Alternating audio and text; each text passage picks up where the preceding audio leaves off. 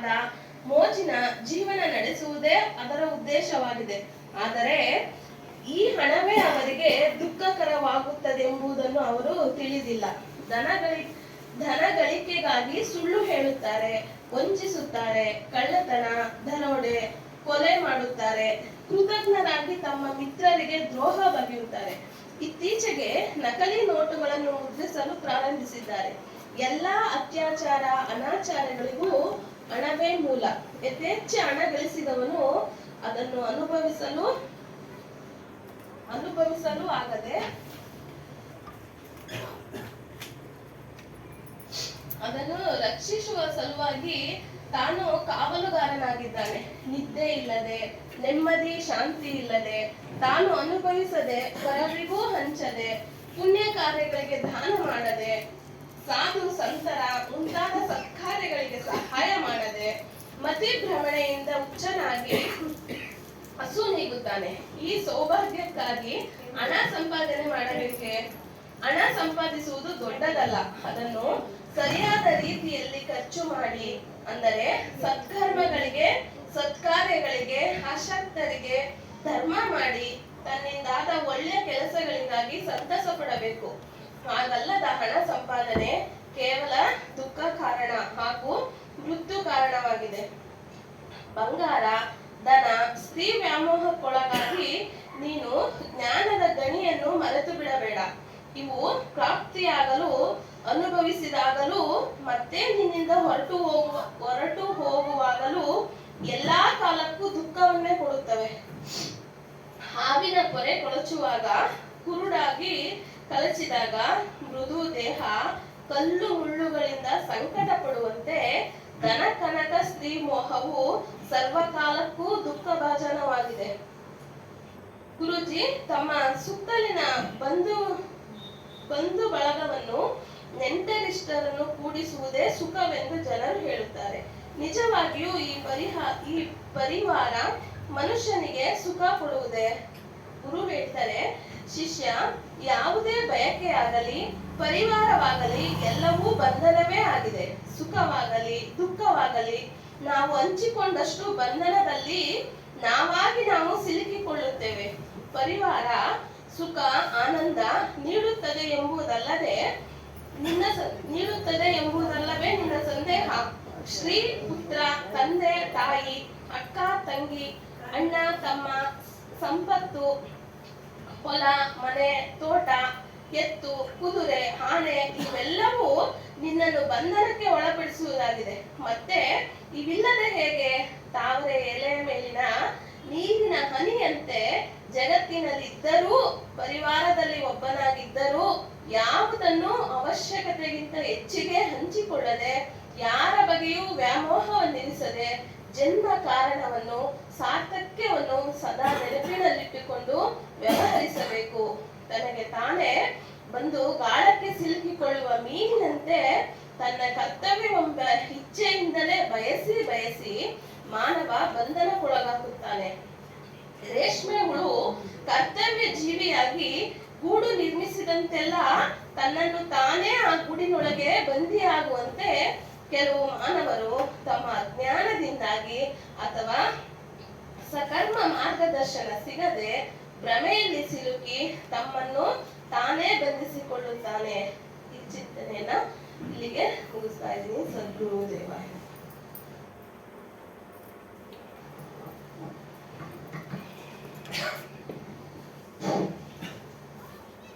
बोलिए श्री सपना मानी कबीर साहेब की जय। पूज्य रूपा तस्मय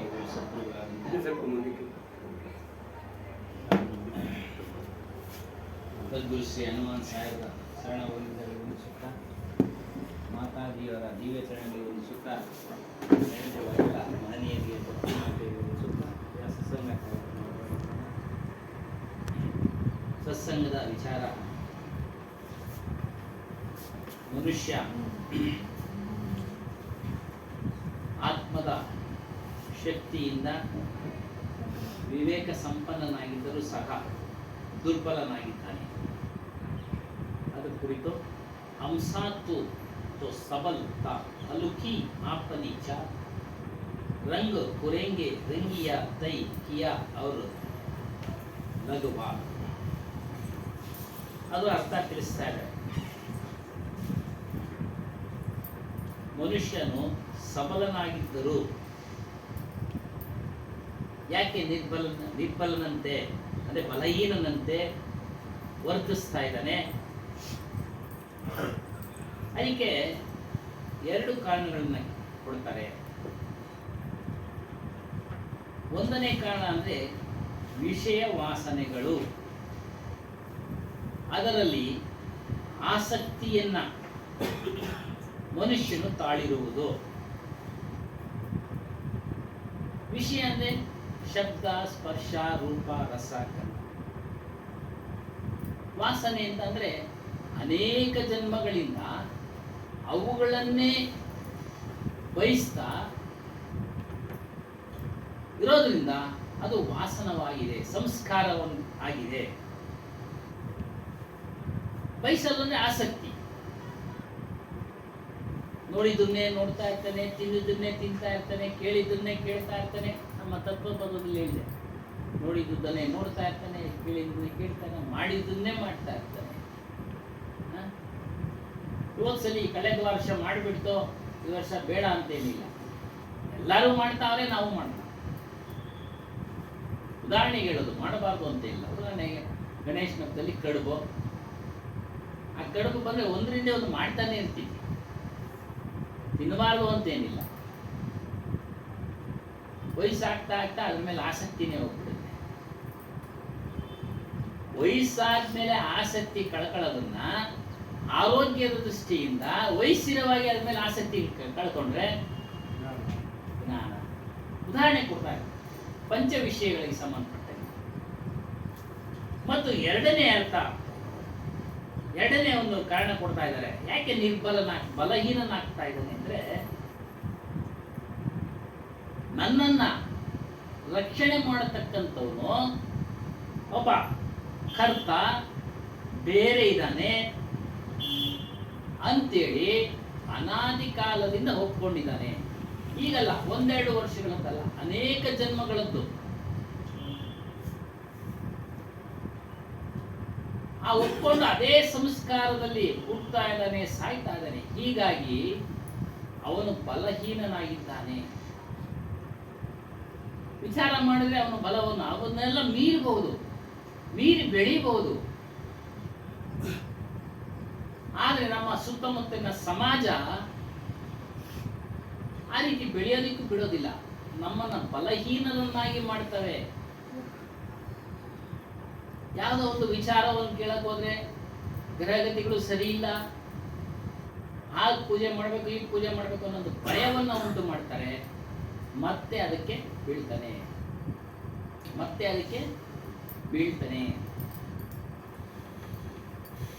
ಹೀಗಾಗಿ ಅವನು ಬಲಹೀನನಾಗ್ತಾ ಇದ್ದಾನೆ. ಆತ್ಮಜ್ಞಾನದ ಕಡೆಗೆ ಬರ್ತಾ ಇಲ್ಲ. ಯಾವಾಗ ಆತ್ಮಜ್ಞಾನದ ಕಡೆಗೆ ಬಂದಾಗ, ಇದು ನನ್ನ ಒಂದು ದುಷ್ಕರ್ಮದ ಫಲ ಅಂತ ತಿಳಿದ ಬಳಿಕ ಅವನು ಅವುಗಳನ್ನ ಹಿಂಬಾಲಿಸೋದಿಲ್ಲ. ಸತ್ಸಂಗ ಮಾಡ್ತಾ ಎಲ್ಲವನ್ನ ಶಾಂತ ಚಿತ್ತಿಯಿಂದ ಪಾಲನೆ ಮಾಡ್ತಾನೆ, ಎದುರಿಸ್ತಾನೆ, ಅನುಭವಿಸ್ತಾನೆ ತನಗೆ ಬಂದಂತ ಕಷ್ಟಗಳನ್ನೆಲ್ಲ. ಯಾವ ವ್ಯಕ್ತಿ ಮೋಕ್ಷವನ್ನ ಅಪೇಕ್ಷೆ ಪಟ್ಟು ಆತ್ಮಜ್ಞಾನ ಕಡೆಗೆ ತಿರುಗ್ತಾನೋ ಆತನು ಬೇರೆ ವಿಚಾರಕ್ಕೆ ಹೋಗೋದಿಲ್ಲ. ಪ್ರಾರಬ್ಧ ಬಂದಿದೆ, ಇದನ್ನ ಅನುಭವಿಸಿ ತೀರ್ಬೇಕು ನಾನು ಮತ್ತೆ ಏನಾದ್ರೂ ಅವುಗಳ ಕಡೆ ಹೋದ್ರೆ ನಾನು ಸಿಕ್ಕಿ ಹಾಕೊಳ್ತೀನಿ ಅನ್ನೋ ಒಂದು ದೃಢವಾದ ಚಿತ್ತವನ್ನ ಇಟ್ಕೊಂಡು ಆ ಕಡೆಗೆ ಹೋಗೋದಿಲ್ಲ. ಇನ್ನು ಔಷಧೋಪಚಾರ ಅದನ್ನ ಮಾಡ್ತಾ ಇರ್ತಾನೆ, ಅದನ್ನ ಬಿಡಬಾರ್ದು ಅಂತೇನು ಹೇಳ್ತಾ ಇಲ್ಲ. ನಿಮ್ಮ ಆರೋಗ್ಯ ಕೆಟ್ಟೋದ್ರೆ ಔಷಧೋಪಚಾರ ಮಾಡ್ಕೊಳ್ಳಿ. ಆದ್ರೆ ಈ ಕಾಯಿಲೆಯನ್ನ ಯಾವುದೋ ಒಂದು ದೇವರು ಗುಣಪಡಿಸ್ತಾನೆ, ಯಾವುದೋ ಒಂದು ಶಕ್ತಿ ಗುಣಪಡಿಸುತ್ತೆ ಅಂದ್ರೆ ಅದನ್ನ ಹಿಂದೆ ಹೋಗ್ಬೇಡಿ. ಹಿಂದೆ ಹೋದ್ರೆ ನಿಮ್ಮನ್ನ ಆ ಬಲೆಗೆ ಸಿಕ್ಕಾಯಿಸ್ಕೊಳ್ತಾರೆ, ಸ್ವಲ್ಪ ಏನೋ ಅಕಸ್ಮಾತ್ ಯಾರೋ ಹೇಳೋರು ಕಾಯಿಲೆ ಕಸಾಲೆ ಬಂತು, ಇಂಥ ಕಡೆ ಹೋಗಿ ವಾಸಿ ಆಯ್ತಿದ್ರಿಂದ ಆಗ್ಬಿಡ್ತು, ಅದು ಕಾಕಾತಾಳಿ ನ್ಯಾಯ. ಅದು ಕಾಕಾತಾಳಿ ನ್ಯಾಯ. ನಿಮ್ಮ ಒಂದು ದುಷ್ಕರ್ಮದ ಫಲ ಆ ಸಮಯಕ್ಕೆ ಸರಿಯಾಗಿ ಮುಗಿತಾ ಬಂತು, ನೀವು ಅಲ್ಲಿ ಹೋದ್ರಿ ವಾಸಿ.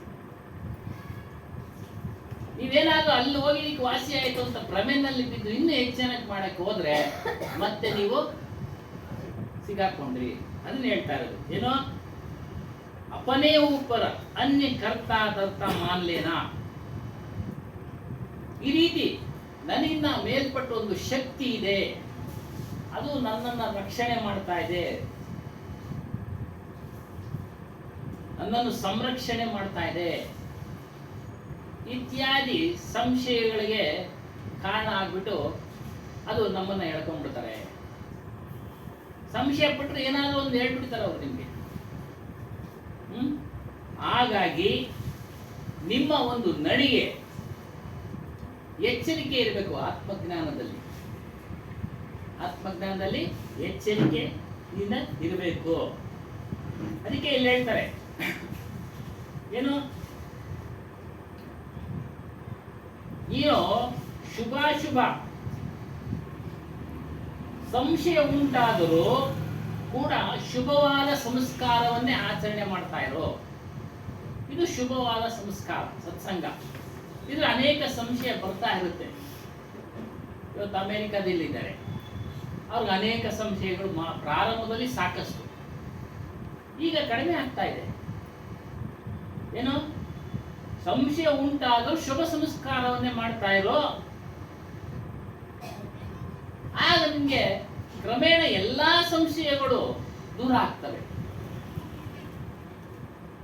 ಶುಭ ಸಂಸ್ಕಾರಗಳ ವೃದ್ಧಿಯಿಂದ ಯಾವ ದೋಷನೂ ಉಂಟಾಗುವುದಿಲ್ಲ. ಶುಭ ಸಂಸ್ಕಾರಗಳ ವೃದ್ಧಿಯಿಂದ. ಅದೇ ಅಶುಭ ಸಂಸ್ಕಾರ. ಅಶುಭ ಸಂಸ್ಕಾರ ಯಾವುದು ಅಂದ್ರೆ ಪರಸ್ತ್ರೀ ದ್ರವ್ಯ ಮೊದಲಾದವುಗಳು, ಇವುಗಳೆಲ್ಲ ಅಶುಭ ಸಂಸ್ಕಾರಗಳು. ನೀನು ಅವುಗಳನ್ನು ಮಾಡ್ತಾ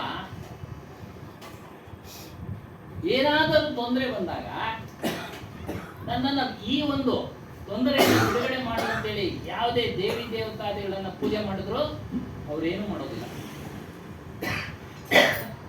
ಆಗದೂ ಇಲ್ಲ. ಇವತ್ತು ನೋಡ್ತಾ ಇದ್ದೀವಿ ನಾವು ಮಾಧ್ಯಮಗಳ ಮೂಲಕ ನಾವು ನೋಡ್ತಾ ಇದ್ದೀವಿ ಏನೇನು ಆಗ್ತಾ ಇದೆ. ಅದಕ್ಕೆ ನಾವೇನ್ ಮಾಡಬೇಕು, ಅಂತ ಒಂದು ದುಸ್ಸಂಗ ಹೋಗ್ಬೇಕಾದ್ರೆ ಸತ್ಸಂಗವನ್ನ ಅವಶ್ಯಕವಾಗಿ ಮಾಡಬೇಕು. ನಾವು ಸಂಘ ಮಾಡಬೇಕಾದ್ರೆ ಯೋಚನೆ ಮಾಡಬೇಕು ಅವರ ಹಿಂದಿನ ಒಂದು ವಿಚಾರಗಳು, ಅವರ ನಡೆ ನುಡಿ ಆಚಾರ ವಿಚಾರಗಳು. ಇಲ್ಲಾಂದ್ರೆ ಖಂಡಿತ ತೊಂದರೆ ಇದ್ದೇ ಇರುತ್ತೆ. ಹಾಗಾಗಿ ಇಲ್ಲಿ ನಾವು ಸಂಘಗಳಲ್ಲಿ ಆಸಕ್ತಿಯನ್ನ ಇಟ್ಟಿರೋದ್ರಿಂದ, ಅಂದ್ರೆ ಕುಸ್ಸಂಗದಲ್ಲಿ ಆಸಕ್ತಿಯನ್ನ ಇಟ್ಟಿರೋದ್ರಿಂದ ನಮ್ಮ ಒಂದು ಆತ್ಮದ ಬಲ ನಮಗೆ ಅರಿವಾಗ್ತಾ ಇಲ್ಲ, ಬಲಹೀನರಾಗ್ತಾ ಇದ್ದೀವಿ. ನಮ್ಮ ನಡಿಗೆ ಎಚ್ಚರಿಕೆಯಿಂದ ಇರಬೇಕು ಅಂತ ಹೇಳ್ತಾರೆ. ಶರೀರ ಅಂತ ಬಂದ್ಮೇಲೆ ಪಂಚ ವಿಷಯಗಳು ಜೀವನ ಉಪಯೋಗಕ್ಕೆ ಬೇಕೇ ಬೇಕು. ಪಂಚ ವಿಷಯಗಳು ಖಾರ ಸಿಹಿ ಇದಕ್ಕೆ ಬೇಕೇ ಬೇಕು ಅಂತ ಹೇಳ್ತಾರೆ. शरीरदारी को 5 विषयों का जीवन में उपयोग करना पड़ता है. ಸಿದ್ದೇಶ್ವರ ಸ್ವಾಮಿಗಳಾಗಿ ಹಾಕಿದ್ರು. ಯಾವುದು ಪಾಪ? ವಸ್ತುವಿನ ಮೇಲೆ ಅತಿಯಾಗಿ ಆಸೆ ಪಡುವುದೇ ಪಾಪ. ಹಿತಮಿತವಾಗಿದ್ರೆ ಏನು ತೊಂದರೆ ಏನಿಲ್ಲ. ಊಟ ಮಾಡಬೇಕು ಆಸೆ ಇದೆ, ಊಟ ಮಾಡಿ.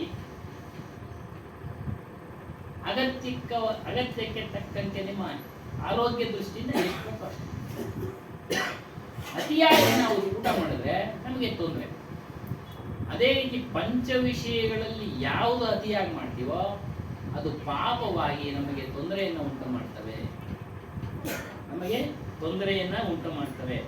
ಆದ್ದರಿಂದ ವಿವೇಕವಂತರಾಗಿ ಅಂದ್ರೆ ಜ್ಞಾನದಿಂದ ಅನಾಸಕ್ತಿಯಿಂದ ಶರೀರ ನಿರ್ವಾಹವನ್ನ ಮಾಡಿಕೊಳ್ಳಬೇಕು. ಏನು ಅನಾಸಕ್ತಿ? ಬಟ್ಟೆ ಬೇಕು, ಅಲ್ಲೇ ಮಾತಾಡುತ್ತಲ್ಲ, ರೇಷ್ಮೆ ಬಟ್ಟೆ ಇವಾಗ ನಾವು ಧರಿಸಕ್ಕಾಗುತ್ತಾ? ಸ್ವಾಮಿ 1000 ರೂಪಾಯಿ ಬೇಕು, ರೇಷ್ಮೆ ಪಂಚೆ 10,000 ರೂಪಾಯಿ ಆಗುತ್ತೆ. 10,000 ರೂಪಾಯಿ 3-4 ಬಟ್ಟೆ ಬಂದ್ಬಿಟ್ರೆ ಸಾಕು. ಅನಾಸಕ್ತಿ ಅಷ್ಟೇ, ಬಟ್ಟೆ ಬೇಕು. ಈ ರೀತಿ ಅನಾಸಕ್ತಿನ ನಾವು ಶರೀರವನ್ನ ನಿರ್ವಹಣೆ ಮಾಡ್ಕೊಂಡು ತೆಗೆದುಕೊಂಡು ಹೋಗ್ತಾ ಇದ್ರೆ ನಮ್ಮ ಉದ್ಧಾರಕ್ಕೆ ಸಹಾಯ ಆಗುತ್ತೆ. ಏನು ನಮ್ಮ ಕಲ್ಯಾಣ, ನಮ್ಮ ಉದ್ಧಾರ. ಆದ್ರೆ ಶರೀರ ನಿರ್ವಾಹಕ್ಕೆ ಅಲ್ಲದೆ ಹೆಚ್ಚಾಗಿ ಮನುಷ್ಯನು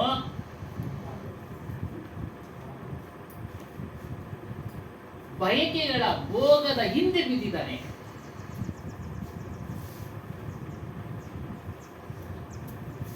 ಆ ಬಯಕೆಗಳ ಭೋಗದ ಹಿಂದೆ ಬಿದ್ದಿರೋದ್ರಿಂದ ಇವನು ಬಂಧಿತನಾಗ್ತಾ ಇದ್ದಾನೆ. 2 ತಿಂಗಳಿಂದ ಈಚೆಗೆ ನಾವು 2 ವಿಚಾರಗಳನ್ನ ಬಂದ್ಬಿಡ್ತು ನಮ್ಗೆ ಮಾಧ್ಯಮಗಳಲ್ಲಿ. ಯಾಕೆ? ಬಯಕೆಯಿಂದ ಇದ್ದ ಅವನು ತನ್ನ ವಿಚಾರ ಮಾಡೋ ಶಕ್ತಿಯನ್ನ ಕಳ್ಕೊಂಡಿದ್ದಾರೆ ಅವರೆಲ್ಲ. ಕಾರಣ ಇಂಥ ಒಂದು ಸತ್ಸಂಗದ ವಿಚಾರ ಅವರಲ್ಲಿ ಯಾರು ಹೇಳ್ತಾ ಇಲ್ಲ. ಹೇಳಿದ್ರು ಸಹ ಕೇಳಿಸ್ಕೊಳ್ಳೋರಿಲ್ಲ, ಹೇಳೋರು ಇಲ್ಲ. ಏನಿದ್ರು ಪದವಿ ಇತ್ಯಾದಿಗಳ ಬಯಕೆಗಳನ್ನ ಅವರಲ್ಲಿ ತುಂಬ್ತಾ ಇದ್ದಾರೆ ಹೊರತು ಅದು ಬೇಕು, ಅವ್ರಿಗೆ ಪದವಿ ಬೇಕು, ಇಲ್ಲ ಅಂತ ಹೇಳಿದ. ಆದರೆ ಆ ಪದವಿಯ ಗತ್ತಿನ ಮೇಲೆ, ಅದರ ಆಧಾರದ ಮೇಲೆ ಶುಭ ಸಂಸ್ಕಾರಗಳನ್ನ ಮಾಡಿದ್ರೆ ಉಳ್ಕೊಳ್ತಾರೆ. ಅಶುಭ ಸಂಸ್ಕಾರಗಳನ್ನ ಕಾರ್ಯಗಳನ್ನ ಮಾಡಿದ್ರೆ ತೊಂದರೆ ಆಗತ್ತೆ. ಅದರಿಂದನೇ शरीर निर्वाह के अलावा काम भोग तथा अन्य राग रंग जिस मन में विषय में आसक्ति पुष्ट होती है. ಮನಸ್ಸು ವಿಷಯಗಳಲ್ಲಿ ಆಸಕ್ತಿ ಆಗ್ತದೆ. ಚೆನ್ನಾಗಿ ಆಸಕ್ತಿ ಬೇಕು, ಇಲ್ಲ ಅಂತ ಹೇಳಿಲ್ಲ. ವಿಚಾರ ಮಾಡಬೇಕು. ಯಾವಾಗ ಪರಸ್ತ್ರೀಗಳಲ್ಲಿ ಮನಸ್ಸು ಉಂಟಾಗುತ್ತೋ ಒಂದಲ್ಲ ಒಂದು ದಿನ ತೊಂದರೆ. ಗೊತ್ತಾದ್ಮೇಲೆ ಬಿಟ್ರೆ ಒಳ್ಳೇದು, ಗೊತ್ತಾಗ್ಲೇ ಇಲ್ಲ ಅಂದ್ರೆ ಅನುಭವಿಸ್ಬೇಕು. ಅದೇನು ಅವರೇ ಅಂತಲ್ಲ, ಅನುಭವಿಸ್ಬೇಕು ಎಲ್ಲರೂ. ಅದ್ರ ಜೊತೆಗೆ ಸನ್ಯಾಸಿಗಳು ಬಂದ್ಬಿಟ್ರು, ಅದು ಸಾಲು. ಅದರಿಂದನೇ ಎಚ್ಚರಿಕೆಯಿಂದ ಪಂಚ ವಿಷಯಗಳು ಬೇಕು. ಎಚ್ಚರಿಕೆಯಿಂದ ಇತಿಮಿತಿಯಾಗಿ ನೀವು ಅದನ್ನು ಉಪಯೋಗಿಸಿ.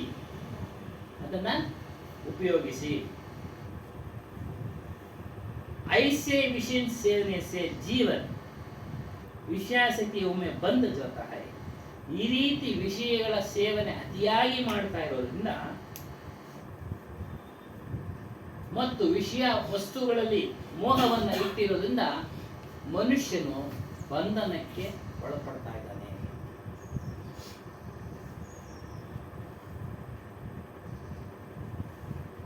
ಆ ವ್ಯಕ್ತಿ ಯಾವುದೋ ಒಂದು ರೂಪದಲ್ಲಿ ಬಂಧಿತನಾಗ್ತಾನೆ. ಯಾವುದೋ ಒಂದು ರೂಪದಲ್ಲಿ, ಒಂದಲ್ಲ ಒಂದು ದಿನ ಮತ್ತು ಅವನು ಸ್ವತಂತ್ರನಾಗಕ್ಕೆ ಸಾಧ್ಯ ಇಲ್ಲ.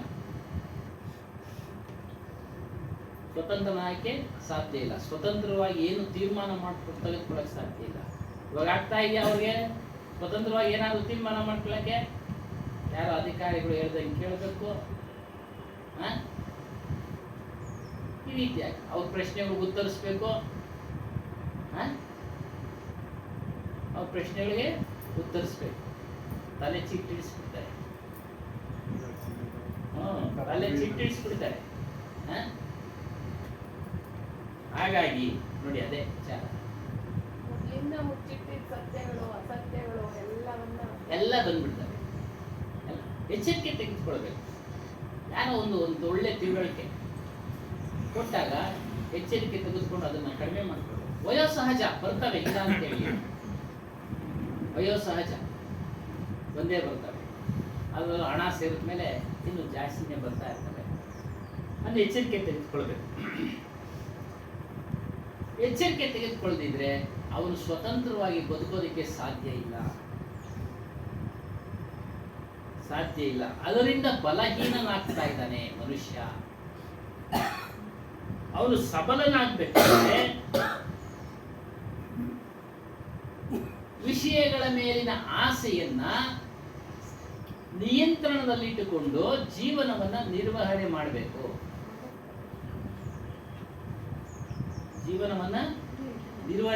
ನಿಯಂತ್ರಣದಲ್ಲಿ ಇಟ್ಕೊಳ್ಬೇಕು. ವಸ್ತು ಮೇಲೆ ಅತಿಯಾದ ಆಸಕ್ತಿಯೂ ಸಹ ಬಂಧನವೇ. ಅದೇ ನಿಯಂತ್ರಣ. ಎಷ್ಟು ಮಿತಿ. ಊಟ ಏನ್ ತಿನ್ಬೇಕೋ ನಾವು ಆರೋಗ್ಯವಾಗಿರ್ಬೇಕು, ಅದನ್ನೇ ತಿನ್ಬೇಕು. ಚೆನ್ನಾಗಿದೆ ಅಂತ ಹೆಚ್ಚಾಗಿ ತಿಂದ್ರೆ ಅನಾರೋಗ್ಯ. ಊಟದಿಂದನೇ ಬರೋದಿಲ್ಲ, ಈಗ ಗಾಳಿಯಿಂದ ಬರ್ತಿದೆ, ವಾತಾವರಣದಿಂದ ಬಂದ್ಬಿಡುತ್ತೆ, ಆರೋಗ್ಯ ಕೆಟ್ಟೋಗ್ಬಿಡುತ್ತೆ. ಹಾಗಾಗಿ ಅದಕ್ಕೆ ತಕ್ಕಂಗೆ ನಾವು ಆಹಾರವನ್ನು ಬದಲಾವಣೆ ಮಾಡ್ಕೊಳ್ತಾವೆ, ನಮ್ಮ ಆರೋಗ್ಯ ಸುಧಾರಣೆ ಆಗೋವರೆಗೂ. ಅದು ಯಾರು ನಮಗೆ ತಿಳುವಳಿಕೆ ಕೊಡ್ತಾರೆ ಅಂದ್ರೆ ಗೊತ್ತಿರೋರು, ಡಾಕ್ಟರ್ ತಿಳುವಳಿಕೆ ಕೊಟ್ಟರೆ ನಾವು ಬದಲಾವಣೆ ಆಗ್ತೀವಿ. ಅದೇ ರೀತಿ ಇಲ್ಲಿ ನೀನು ಸಬಲನು, ಬಲವುಳ್ಳವನು ಅಂತೇಳಿ ಆತ್ಮಜ್ಞಾನದಲ್ಲಿ ತಿಳುವಳಿಕೆ ಕೊಟ್ಟಾಗ ಅದನ್ನ ತೆಗೆದುಕೊಳ್ಬೇಕು, ವಿಚಾರ ಮಾಡಬೇಕು. ಯಾವ ರೀತಿ ಬಲವುಳ್ಳವನು? ಏನ್ ಬಂಡೆ ಎತ್ಬಿಡದ ಬಲ ಆಯ್ತೆ ಅಂತ ಅಲ್ಲ. ಆ ಬಂಡೆ ಎತ್ತಕ್ಕಾಗದೆ ಇದ್ರು ಅದನ್ನ ಪುಡಿ ಮಾಡತಕ್ಕಂತ ಶಕ್ತಿ ಮನುಷ್ಯನಲ್ಲಿದೆ. ಇದೆ. ಅದನ್ನ ನೀನು ಉಪಯೋಗಿಸ್ಕೊಂಡು ನೀನು ಉದ್ಧಾರ ಮಾಡ್ಕೊಳ್ಬೇಕಪ್ಪ ಅಂತ ಅರ್ಥ. ಬಲ ಅಂದ್ರೆ ಇದ್ರ ಅರ್ಥ. ಇವಾಗ ಮೆಟ್ಲು, ಆನೇನ ಅದನ್ನ ಮೇಲೆ ಹತ್ತಿ ಅದ್ರ ಹೆಜ್ಜೆ ಇಳಿಸ್ಬಿಟ್ರೆ ಮೆಟ್ಲು ಪುಡಿ ಆಗೋದಿಲ್ಲ. ಅದಕ್ಕೇನ್ ಬೇಕು? ಒಂದು ಸಣ್ಣದು ಉಳಿ ಸುತ್ತಿಗೆ. ಇವಾಗ ಆನೆ ಬಲ ಜಾಸ್ತಿ ಆಯ್ತು, ಮನುಷ್ಯನ ಬುದ್ಧಿಶಕ್ತಿ ಜಾಸ್ತಿ ಆಯ್ತು. ಆ ರೀತಿ ಬುದ್ಧಿಶಕ್ತಿ ಉಳ್ಳತಕ್ಕಂಥವನು ನೀನು ಯೋಚನೆ ಮಾಡಿ ಹೆಜ್ಜೆಯನ್ನ ಇಡು. ಚಾಲನೆ ನಡಿಗೆ, ಹೆಜ್ಜೆಯನ್ನ ಇಡು.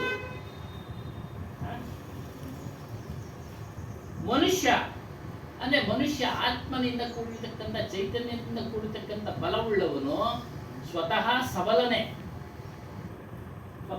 ಆದ್ರೆ ಗೊತ್ತಿಲ್ಲ ನಾನು ಬಲವಂತನು, ನಾನು ಮಾಡಬಲ್ಲೆ. ಸೃಷ್ಟಿನ ಏನು ಪೂಜೆ ಪುನಸ್ಕಾರಗಳನ್ನೆಲ್ಲ ಮಾಡಿದವನು ಯಾರು? ನಾನೇ.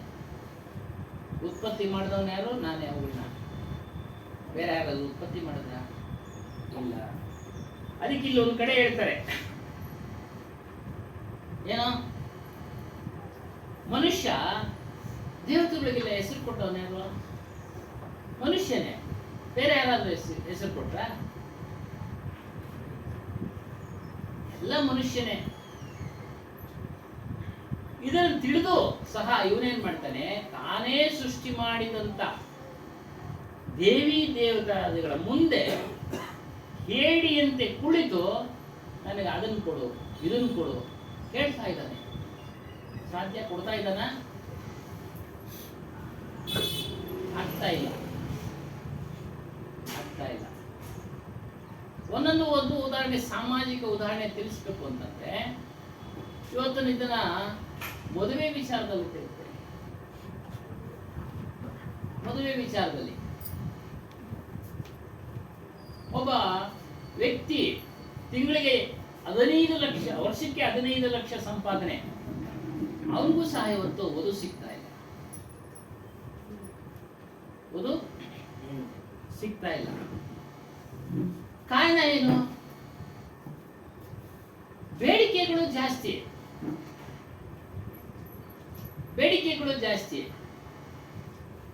ಸಮಾಧಾನ ಚಿತ್ತದಿಂದ ಒಬ್ರಿಗೊಬ್ರು ಅನುಸರಣೆಯಿಂದ ಹೋಗೋ ಒಂದು ಸಂಬಂಧ ಕಡಿಮೆ ಆಗ್ತಾ ಇದೆ. ಅದು ಎಲ್ಲಿ? ಮನುಷ್ಯನ ಮನಸ್ಸಿನಲ್ಲಿ ಉಂಟಾಗಿದ್ದು ಬೇಡಿಕೆ.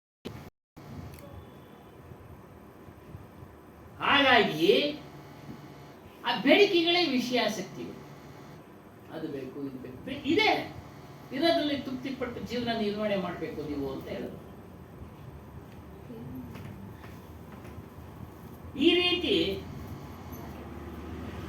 ಆಸಕ್ತಿಗಳನ್ನ, ಬೇಡಿಕೆಗಳನ್ನ ಇಟ್ಟುಕೊಂಡು ನನಗೆ ಕಲ್ಯಾಣ ಆಗಲಿಲ್ಲ, ಊರಲ್ಲೇ ಇರ್ತಕ್ಕಂಥ ದೇವರನ್ನ ಪೂಜೆ ಮಾಡೋದು ಎಲ್ಲಿಂದ ಸಾಧ್ಯ? ಆಯ್ತಾನ? ನಿನ್ನಲ್ಲಿರತಕ್ಕಂಥ ಬೇಡಿಕೆಗಳನ್ನ ಕಡಿಮೆ ಮಾಡ್ಕೊಬೇಕು. ನಾವು ನಮ್ಮ ಸ್ನೇಹಿತರು ಮಾತಾಡ್ತಾ ಇರ್ತೀವಿ, ಬೇಡಿಕೆಗಳೇ ಯಾವುದೋ ಒಂದು ಬೇಡಿಕೆ ಈಡೇರಿಲ್ಲ ಅಂದ್ರೆ ಒಂದು ತಿಂಗಳಿಗೆ ಡೈವರ್ಸಿಗೆ ಬಂದ್ಬಿಟ್ಟು ಎಲ್ಲ ನಮ್ಮ ಕಣ್ಣು ಮುಂದೆ ನಡೆದಿಲ್ಲ. ನಮ್ಮ ಸ್ನೇಹಿತರು ಒಂದೇ ಒಂದು ತಿಂಗಳು ಯಾವುದೋ ಒಂದು ಬೇಡಿಕೆ ಅವ್ರ ಮನೆಯಲ್ಲಿ ಇಲ್ಲ, ಮುಗಿದೋಗಿ. ಅದಕ್ಕೆ ಹೇಳ್ತಾರೆ, ಆಸಕ್ತನಾಗಿದ್ದಾನೆ. ಆ ಆಸಕ್ತಿಯನ್ನು ಪೂರೈಸುವಂತ ಹೊರಗಿನ ದೇವಿ ದೇವತಾದಿಗಳನ್ನ ಹೇಳ್ಕೊಳ್ತಾ ಇದ್ದಾನೆ. ಅದನ್ನ ನಿರ್ವಹಣೆ ಮಾಡ್ಕೊಳ್ಳೋ ಒಂದು ಬಲ ಇವನಲ್ಲೇ ಇದೆ. ಕಡಿಮೆ ಮಾಡ್ಕೊಂಡ್ರೆ ಬಂದ್ಬಿಡುತ್ತೆ ಅಲ್ಲ, ಮಾಡ್ಕೊಳ್ತಾ ಇದೆ. ಹೇಳಿ ಅಂತ ನನಗೆ ಮಾಡಿಸು, ಮದುವೆ ಮಾಡಿಸು. ಟಿವಿ ಸ್ವಾಮಿಗಳು ಮರೆ ಹೋಗ್ತಾವ್ರೆ, ಅವ್ರು ಮಾಡಿಸ್ತಾರೆ ಬಿಡ್ರಿ. राजा दशरथ की कैकेयी आसक्ति होने सी कैकेयी के क्रुद्ध होने पर उसके सामने दिन बने गिड़गड़ा रहे. ರಾಜ ದಶರಥ ಕೈಕೇಯಿ ಮೇಲೆ ಆಸಕ್ತಿ ಹೊಂದಿದ್ದಿರೋ ಪರಿಣಾಮ ಆ ರಾಮಾಯಣ ರಾಮನ ಪಟ್ಟಾಭಿಷೇಕ ಸಮಯದಲ್ಲಿ ಅವಳ ಒಂದು ಮಾತನ್ನು ಹೇಳಿದ್ರು. ಏನೋ ಅವಳ ಮೇಲೆ ಆಸಕ್ತಿ ಇಟ್ಟಿರೋ ಕಾರಣ, ಅದೇ ಒಂದು ಆಧಾರವಾಗಿಟ್ಟುಕೊಂಡು ನನ್ನ ಮಗನಿಗೆ ಭರತನಿಗೆ ಪಟ್ಟ ಕಟ್ಟು ರಾಮನ ವನವಾಸ ಕಳಿಸು. ಎಷ್ಟು ಕೇಳ್ಕೊಂಡ್ರು ಬಿಡ್ಲಿಲ್ಲ. ಅವಳ ಮೇಲೆ ಆಸಕ್ತಿ ಇಲ್ಲ ಅಂದಿದ್ರೆ ಅವಳು ಬೇಡಿಕೆನೇ ಇಡ್ತಾ ಇರಲಿಲ್ಲ. ಅವಳು ಬೇಡಿಕೆನೇ ಇಡ್ತಾ ಇಲ್ಲ. ಈ ರೀತಿ ಯಾವ ವ್ಯಕ್ತಿ ಆಸಕ್ತಿ ಇಡ್ತಾನೋ ಅವನು ಬೇರೆಯವ್ರ ಮುಂದೆ ದೀನನಾಗಿ ಬೇಡುವಂತ ಪರಿಸ್ಥಿತಿ ಬರುತ್ತೆ. ಆದ್ರಿಂದ ಅನಾಸಕ್ತಿಯಿಂದ ಜೀವನ ಮಾಡಬೇಡಿ ಅಂತ ಹೇಳ್ತೇನೆ. ಪ್ರೇಮ ಮಾಡಬೇಡಿ ಹೆಂಡತಿ ಮಕ್ಕಳು ಅಂತ ಹೇಳ್ತಾರೆ. ಪೋಷಣೆ ಮಾಡಬೇಡಿ ಅಂತ ಹೇಳ್ತಾರೆ. ಮಾಡಿ. ಅತಿಯಾದ ಬೇಡಿಕೆಗಳನ್ನ ನಿಮ್ಮ ಜೀವನದಲ್ಲಿ ಇಟ್ಕೊಳ್ಬೇಡಿ. ಬೇಕು, ಒಂದು ವಿದ್ಯಾವಂತನಾಗಬೇಕು, ಏನೋ ಒಂದು ಗುರಿ ಇದೆ, ಪ್ರಯತ್ನ ಮಾಡೋಣ.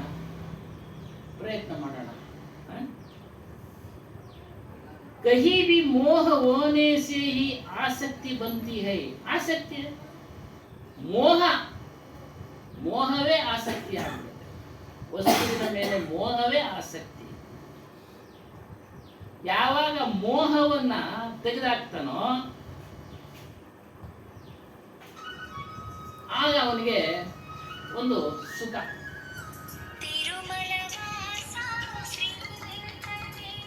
ಯಾವುದು ಸುಖ ಅಂದ್ರೆ ತನ್ನ ಒಂದು ಆತ್ಮದ ಸುಖ ಅರಿವಾಗ್ತದೆ. ಆ ಮೋಹದಿಂದ ಸಿಗತಕ್ಕಂತ ಸುಖಕ್ಕಿಂತ ಹೆಚ್ಚು ಪ್ರಾಪ್ತಿಯಾಗುತ್ತೆ. ನಾವು ಯಾವ್ದನ್ನ ಒಂದು ವಸ್ತುವಿನ ಮೇಲೆ ಅಧಿಕವಾದಂತ ಆಸಕ್ತಿ ಇಟ್ಟು ಅದು ನಮಗೆ ಸಿಗದೇ ಇದ್ದ ಪಕ್ಷದಲ್ಲಿ ನಮಗೆ ದುಃಖ ಉಂಟಾಗುತ್ತೆ. ಅತಿಯಾದ ಆಸಕ್ತಿ ಅದ್ರ ಮೇಲೂ ಇಡಬೇಡಿ, ಮೋಹ ಇಡಬೇಡಿ. ಅದು ನಮಗೆ ಪೆಟ್ಟು ಕೊಡುತ್ತೆ. ಒಂದಲ್ಲ ಒಂದು ದಿನ ಪೆಟ್ಟು ಕೊಡುತ್ತೆ. ಎಚ್ಚರಿಕೆಯಿಂದ ಇರಿ. ಯಾವಾಗ ಪೆಟ್ಟು ಕೊಡುತ್ತೋ ಮನುಷ್ಯ ಬಲಹೀನನಾಗಿಬಿಡ್ತಾನೆ. ಆಗ ಸಣ್ಣ ಅಧಿಕಾರಿ ಸಹ ಉನ್ನತ ಅಧಿಕಾರಿನ ಆಟ ಆಡಿಸ್ತಾನೆ. ಸಣ್ಣ ಅಧಿಕಾರಿ ನಾವೆಲ್ಲ ನೋಡಿದ್ದೀವಿ.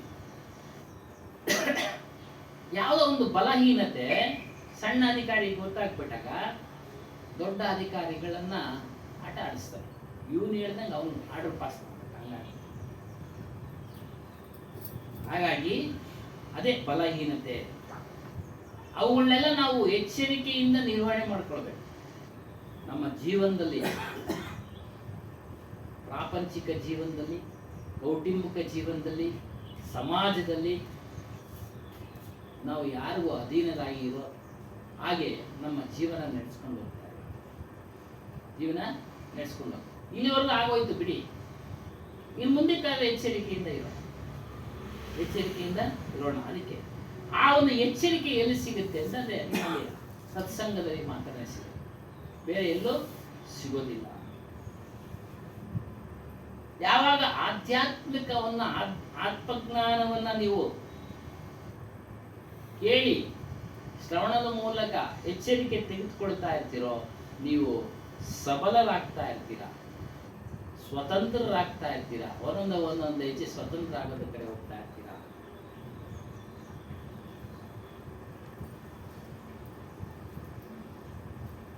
ಈ ವಿಷಯಗಳು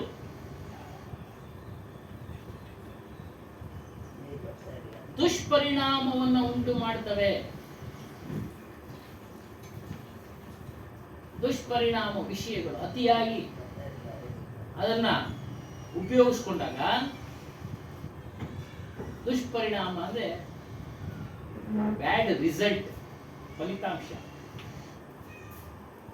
ನೋಡ್ತಾ ಇದ್ದೀವಿ. ಅತಿಯಾಗಿ ಅವರೆಲ್ಲ ಹೇಗೆ ಅತಿಯಾಗಿ ಮಾಡ್ಕೊಂಡ್ರು ಇವತ್ತೆಲ್ಲ ಅದ್ರ ಪರಿಣಾಮ ಏನು? ದುಷ್ಪರಿಣಾಮ, ದುಃಖ ಅನುಭವಿಸ್ತಾ ಇದ್ದಾರೆ. ಯಾವಾಗ ಅವರು ತಿಳುವಳಿಕೆಯಿಂದ ಎಷ್ಟು ಬೇಕೋ ಅಷ್ಟು ಉಪಯೋಗಿಸ್ಕೊಂಡಿದ್ರೋ ಅವರಿಗೆ ದುಃಖ ಬರ್ತಾ ಇರಲಿಲ್ಲ. ಮನುಷ್ಯ ಅಂದ್ಮೇಲೆ ಕಾಮನೆಗಳು, ಆಸೆಗಳು ಎಲ್ಲ ಇರ್ತವೆ. ಅದಕ್ಕೊಂದು ವಿಧಿವಿಧಾನಗಳಿದ್ದಾವೆ. ಅವುಗಳ ಮೂಲಕ ಅದನ್ನು ಪೂರೈಸ್ಕೊಳ್ಳೋಕ್ಕೆ ಹೋಗ್ಬೇಕು. ಅದಕ್ಕೆ ಗೃಹಸ್ಥಾಶ್ರಮ, ಬ್ರಹ್ಮಚರ್ಯ, ಗೃಹಸ್ಥ, ವಾನಪ್ರಸ್ಥ, ಸನ್ಯಾಸ. ಗೃಹಸ್ಥಾಶ್ರಮ ಅಂತ ಇದೆ.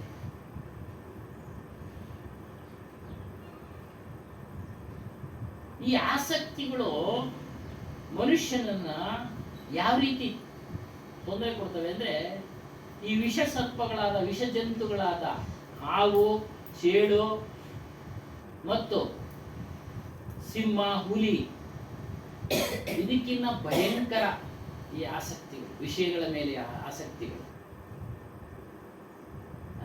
ಅವಾಗ ಒಂದ್ಸರಿ ಕಚ್ಚಿಬಿಡ್ತವೆ, ಔಷಧಿ ತಗೊಂಡ್ರೆ ವಾಸಿ ಆಗ್ತವೆ. ಇವು ವಾಸಿನೇ ಆಗಲ್ಲ. ತಿಂಗಳಾನ್ಗಟ್ಲೆ ಮನಸ್ಸಿನಲ್ಲಿ ದುಃಖವನ್ನ ವರ್ಷಾನ್ಗಟ್ಲೆ ಉಂಟು ಮಾಡ್ತಾ ಇರುತ್ತೆ. ಬಿಡುಗಡೆನೇ ಆಗೋದಿಲ್ಲ ಅವಲ್ಲ. ಇನ್ನು ಇವತ್ತು ನಾಳೆ ಬಿಡುಗಡೆ ಆಗ್ಬಿಡ್ತಿದ್ದ ಅವ್ರಿಗೆಲ್ಲ ವರ್ಷಗಳು ಕಳಿಬೇಕು. ಅಲ್ಲಿವರೆಗೂ ಅವರು ಮಾನಸಿಕವಾಗಿ ದುಃಖವನ್ನ ಅನುಭವಿಸ್ತಾ ಇರ್ತಾರೆ. ಮಾನಸಿಕವಾಗಿ ಯಾರು ಮಾಡೋದಿಲ್ವೋ ಅವರು ನಿರ್ಭಯವಾಗಿ ಸ್ವತಂತ್ರವಾಗಿ ಇರ್ತಾರೆ. ಅದಕ್ಕೆ ಹೇಳಿದ್ರು, ಅಶುಭ ಸಂಸ್ಕಾರಗಳು ಯಾವುದು ಅಂದ್ರೆ ಪ್ರಪ್ರಥಮ ಪರಸ್ತ್ರೀ, ಪರದ್ರವ್ಯ, ಇವುಗಳೆಲ್ಲ ನಾವು ಹೆಚ್ಚಾಗಿ ಇಷ್ಟಪಡಬಾರ್ದು. ಇಷ್ಟನೇ ಪಡಬಾರ್ದು. ಗೃಹಸ್ಥಾಶ್ರಮದ ಮೂಲಕ ಏನೇನು ಬೇಕೋ ನೀವು ಗಳಿಸಿ, ಏನೇನು ಬೇಕೋ ನೀವು ಗಳಿಸಿ, ಬೇಡ ಅನ್ನಲಿಲ್ಲ. ಗೃಹಸ್ಥಾಶ್ರಮದ ಮೂಲಕ ಗಳಿಸಿ, ಸಂಪಾದನೆ ಮಾಡಿ, ನಿಮ್ಮ ಎಷ್ಟೈತೆ ಕೆಪಾಸಿಟಿ, ಸಾಮರ್ಥ್ಯ ಅಲ್ವಾ.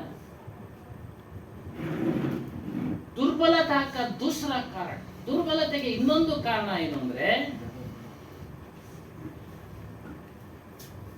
ನಮ್ಮನ್ನ ರಕ್ಷಣೆ ಮಾಡತಕ್ಕಂಥವನು ಮೇಲೆ ಒಬ್ಬನು ಇದ್ದಾನೆ ಅನ್ನೋ ಒಂದು ನಂಬಿಕೆ.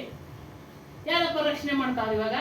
ಅವ್ರನ್ನೆಲ್ಲ ಯಾರು ರಕ್ಷಣೆ ಮಾಡ್ತಾರೆ? ಯಾಕೆ?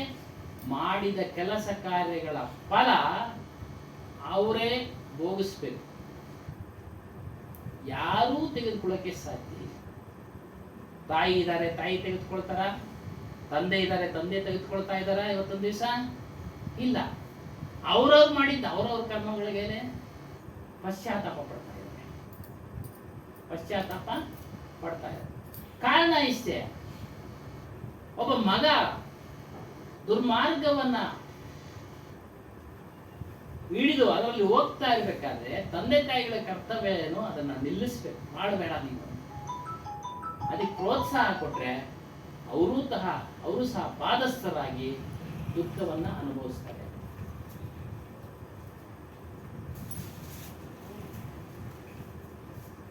ಮೊದಲೇ ಅವರು ಹಿಡಿತದಲ್ಲಿ ಇಟ್ಟಿದ್ರೆ ಯಾವ ದೇವ್ರ ಹತ್ರ ಹೋಗಿ ಅಡ್ಡಾಟ ಉದ್ದ ಬೀಳೋ ಕೆಲಸನೇ ಇರ್ತಾ ಇರಲಿಲ್ಲ. ಅದನ್ನ ಹೇಳ್ತಾರೆ, ನಮ್ಮನ್ನು ರಕ್ಷಣೆ ಮಾಡಿ ದುಷ್ಕಾರ್ಯಗಳನ್ನ ಮಾಡಿ ನಾವು ರಕ್ಷಣೆ ಮಾಡುವಂತ ದೇವಿ ದೇವತೆ ಅಂತ ಕೇಳಿದ್ರೆ ಯಾರು ರಕ್ಷಣೆ ಮಾಡಿ. ಮನುಷ್ಯನ ಇಚ್ಛೆ ಪೂರ್ತಿ ಆಗೋದಿಲ್ಲ. ಎಷ್ಟು ಬಯಸ್ತಾ ಇದ್ರು, ಎಷ್ಟು ಭೋಗಿಸ್ತಾ ಇದ್ರು, ಬೇಕು ಬೇಕು ಅನ್ಸುತ್ತೆ. ಕಳೆದ ವಾರ ಹೇಳ್ದಂಗೆ ಯಯಾತಿಕತೆ, ಬೇಕು ಬೇಕು ಅನ್ಸುತ್ತೆ. ಅದನ್ನ ಭೋಗಿಸ್ತಾ ಭೋಗಿಸ್ತಾ ಬಲಹೀನನಾಗ್ತಾನೆ ಹೊರತು ಬಲ ಉಳ್ಳವನಾಗೋದಿಲ್ಲ. ಬಲ ಉಳ್ಳವನಾಗೋದಿಲ್ಲ. ಯಾವಾಗ ಅದನ್ನ ಕಡಿಮೆ ಮಾಡ್ಕೊಳ್ತಾನೋ ವಿಷಯಾಸಕ್ತಿಗಳನ್ನ, ಆಗ ಅವನು ಸ್ವತಃ ಬಲ ಉಳ್ಳವನಾಗ್ತಾನೆ. ಯಾವ ಒಂದು ತೊಂದರೆನೂ ಬರೋದಿಲ್ಲ, ಯಾವ ಒಂದು ತೊಂದರೆನೂ ಬರೋದಿಲ್ಲ. ಮತ್ತು ಯಾರನ್ನು ಕಷ್ಟ ಬಂದಾಗ ಹೇಳೋ ಅವಶ್ಯಕತೆನೂ ಇರೋದಿಲ್ಲ.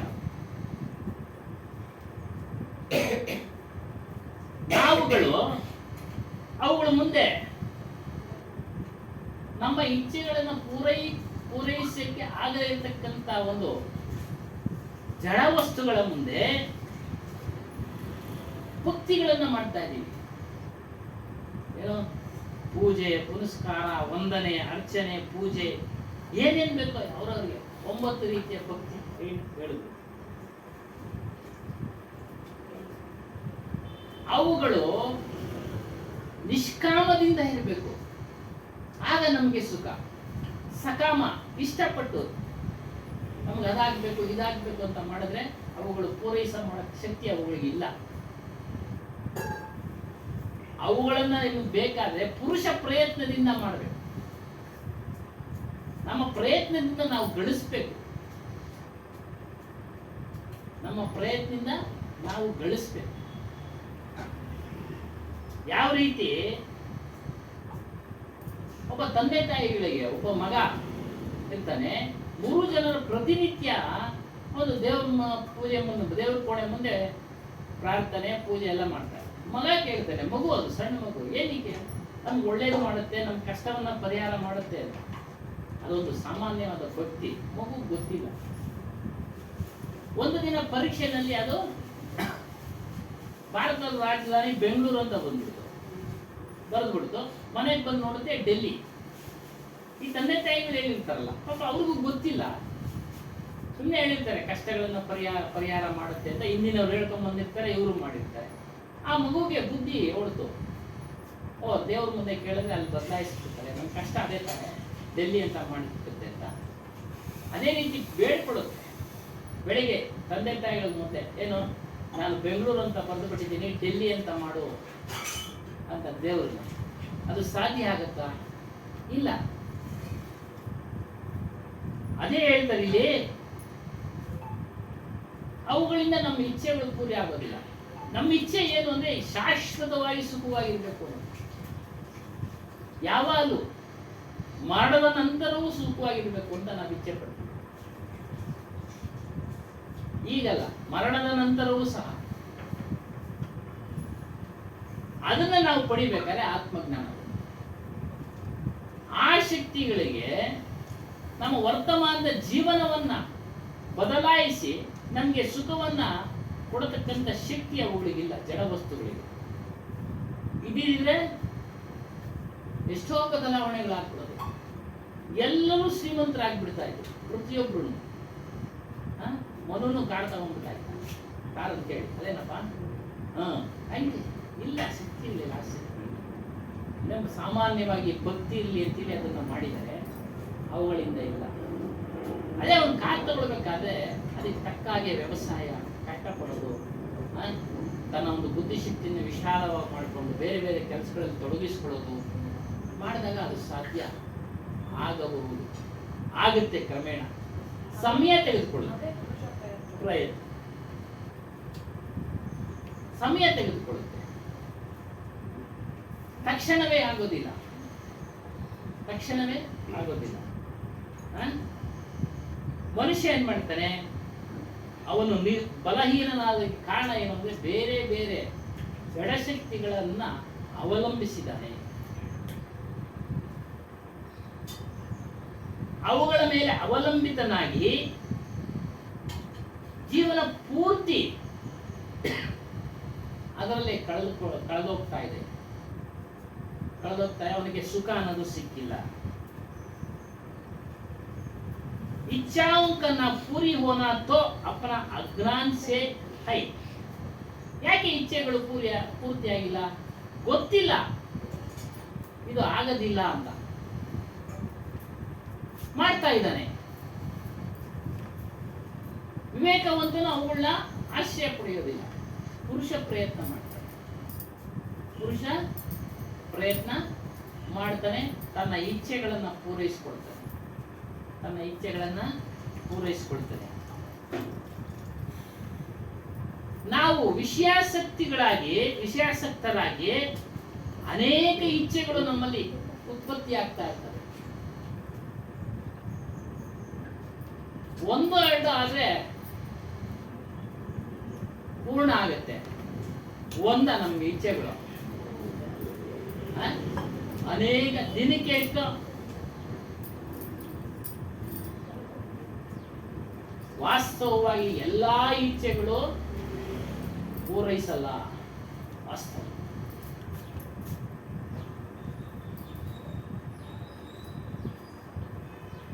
ಅವೇ ಬೇಸರಾಗಿ ಹೊರಟೋಗ್ತಾ ಇರ್ತವೆ. ಇಚ್ಛೆಗಳು ಏನೋ ಆಗಲಿಲ್ಲ ಬಿಡಪ್ಪ, ಮನಸ್ಸಿಂದ ಹೊರಟೋಗ್ತಾ ಇರ್ತವೆ, ನಿವೃತ್ತಿ ತಗೊಳ್ತಾ ಇರ್ತವೆ. ಇದಾಗಿಲ್ಲ ಇನ್ನೊಂದು ನೋಡೋಣ ಬಿಡು, ಇದಾಗಲ್ಲ ಇನ್ನೊಂದು ನೋಡೋಣ ಬಿಡು ಅಲ್ಲದ, ಇದರಲ್ಲೇ ತನ್ನ ಜೀವನವನ್ನ ಕಳ್ಕೊಂಡು. ಯಾವಾಗ ಮನುಷ್ಯನಿಗೆ ಜ್ಞಾನ ಉಂಟಾಗುತ್ತೋ ಆಗ ಏನ್ ಮಾಡ್ತಾನೆ ಮನುಷ್ಯ, ವಿಷಯಗಳ ಮೇಲಿರ್ತಕ್ಕಂಥ ಆಸಕ್ತಿಗಳನ್ನ ನಿಯಂತ್ರಣದಲ್ಲಿ ಇಟ್ಕೊಳ್ತಾನೆ. ಕೆಲವೊಂದು ಬಿಟ್ಟು ಬಿಡ್ತಾನೆ. ಇದು ನಮ್ಗೆ ಲಭ್ಯ ಇಲ್ಲಪ್ಪ, ನಮ್ಗೆ ಲಭ್ಯ ಇಲ್ಲ. ಪ್ರಧಾನಮಂತ್ರಿಯಷ್ಟು ವಿವೇಕ, ಬುದ್ಧಿವಂತಿಕೆ, ಜನಬಲ ಇದ್ರೂ ಸಹ ಪ್ರಧಾನಮಂತ್ರಿ ಸೀಟು ಯಾರಿಗೆ ಸಿಗುತ್ತೆ? ಅವನ ಹಿಂದಿನ ಸಂಸ್ಕಾರ ಆಧಾರದ ಮೇಲೆ ಅದು ಸಿಗುತ್ತೆ. ಅದನ್ನು ನೋಡ್ತಾ ಇದೀವಿ ಅಲ್ವರ, ಸಾಮಾಜಿಕವಾಗಿ ಅಲ್ವರ, ಹಿಂದಿನ ಸಂಸ್ಕಾರ ತಿಳಿದಂತ ವ್ಯಕ್ತಿ ಆದ್ರೆ ಏನ್ ಮಾಡ್ತಾನೆ, ಅದಕ್ಕಿಂತ ಹೆಚ್ಚಿನ ಒಂದು ಸುಖವನ್ನ ಕೊಡತಕ್ಕಂತ ಆತ್ಮಜ್ಞಾನದ ಕಡೆಗೆ ಬರ್ತಾನೆ. ಅದೆಷ್ಟು ದಿನ ಸೀಟ್? 5 ವರ್ಷ. ಏನೆಲ್ಲ ಸರ್ಕಸ್ ಮಾಡ್ಬೇಕು ಅದಕ್ಕೆ ಅಲ್ವಾ, ಮತ್ತೆ ಗಳಿಸೋದಿಕ್ಕೆ. ಅದಕ್ಕೆ ಇದಕ್ಕೇನಾದ್ರು ಸರ್ಕಸ್, ಅಷ್ಟೊಂದು ಸರ್ಕಸ್ ಐತಾ?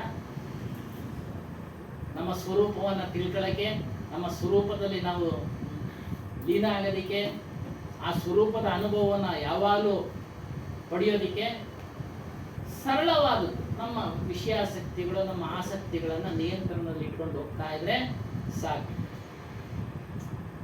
ಕ್ರಮೇಣ ನಮಗೆ ಶೂನ್ಯ ಸ್ಥಿತಿಗೆ ಬರುತ್ತೆ. ನಮ್ಮ ಇಚ್ಛಾಶಕ್ತಿಗಳು ಶೂನ್ಯ ಸ್ಥಿತಿಗೆ ಬರ್ತವೆ. ನಾವು ಸ್ವರೂಪದ ದರ್ಶನ, ಅನುಭವ ನಮಗೆ ಆಗ್ತಾ ಇರ್ತವೆ, ನಮಗೆ ಆಗ್ತಾ ಇರ್ತವೆ.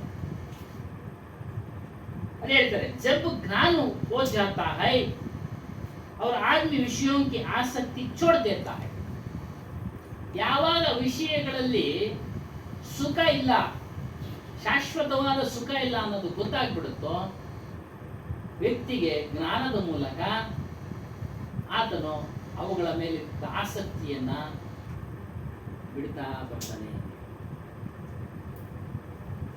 ವ್ಯರ್ಥವಾದ ಇಚ್ಛೆಗಳನ್ನ ಅವನು ಇಚ್ಛೆ ಪಡೋದಿಲ್ಲ. ಕೈಗೆ ಎಟಕದೇ ಇರತಕ್ಕಂತ ವಿಷಯಗಳನ್ನ ಇಚ್ಛೆ ಪಡೋದಿಲ್ಲ. ಶರೀರಕ್ಕೆ ನಿರ್ವಹಣೆಗೆ ಎಷ್ಟು ಬೇಕೋ ಅಷ್ಟನ್ನ ಇಚ್ಛೆ ಪಡ್ತಾನೆ, ಅದನ್ನು ತೆಗೆದುಕೊಳ್ತಾನೆ, ಗಳಿಸ್ತಾನೆ, ಅದಕ್ಕೆ ಶ್ರಮ ಆಗ್ತಾನೆ, ಅದನ್ನ ಪೂರೈಸಿಕೊಳ್ತಾನೆ.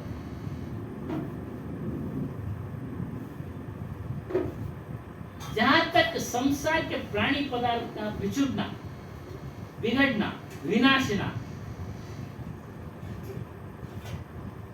ಈ ಸಂಸಾರದ ಪ್ರಾಣಿ ಪದಾರ್ಥಗಳು ಬಿಟ್ಟು ಹೋಗ್ತವೆ, ಬೇರೆಯವರು ಕಸಿದ್ಕೊಳ್ತಾರೆ, ನಾಶ ಆಗುತ್ತೆ,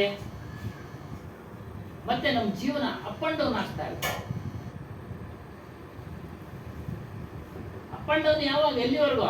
ನಮ್ಮ ಶರೀರದಲ್ಲಿ ಕೆಲಸ ಮಾಡೋವರೆಗೂ ಅದು ಅಪ್ ಅಂಡ್ ಡೌನು. ಶರೀರದಲ್ಲಿ ಫಲ ಯಾವಾಗ ನಿಂತೋಯ್ತೋ ಎಲ್ಲ ಡೌನೇ ಅಲ್ಲ ಸ್ವಾಮಿ? ಅವಾಗ ಏನು ಅಪ್ಪ ಏನಿಲ್ಲ, ಇನ್ನು ಡೌನೇ. ಇವುಗಳನ್ನ ಯಾರು ನಿಲ್ಸಕ್ಕಾಗೋದಿಲ್ಲ. ಪ್ರತಿಯೊಬ್ಬರಲ್ಲೂ ಏರುಪೇರು ಇದ್ದೇ ಇರುತ್ತೆ, ಪ್ರತಿಯೊಬ್ಬರ ಜೀವನದಲ್ಲಿ. ನಮಗೆ ಕಣ್ಣಿಗೆ ಕಾಣೋದಿಲ್ಲ ಅಷ್ಟೇ, ನಮಗೆ ಕಣ್ಣಿಗೆ ಕಾಣೋದಿಲ್ಲ. ಈ ಕಾಯಿಲೆ ಕಸಾಲೆಗಳು ಅಷ್ಟೇ ಅಪ್ ಅಂಡ್ ಡೌನ್ ಆಗ್ತಾ ಇರ್ತವೆ, ಹೆಚ್ಚು ಕಡಿಮೆ ಆಗ್ತಾ ಇರುತ್ತೆ. ಚೇತರಿಸ್ಕೊಳ್ತೀವಿ, ಮತ್ತೆ ಒಂದು 5-6 ವರ್ಷದ ನಂತರ ಮತ್ತೆ ನಮ್ಮ ಶರೀರ ಅನಾರೋಗ್ಯ ಉಂಟಾಗುತ್ತೆ, ಮತ್ತೆ ಚೇತರಿಸ್ಕೊಳ್ತೀವಿ. ಇದು ನಡೀತಾ ಇರುತ್ತೆ ಅಪ್ ಅಂಡ್ ಡೌನ್.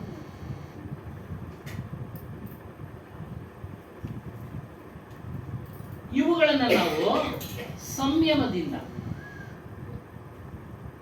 ಧೈರ್ಯದಿಂದ,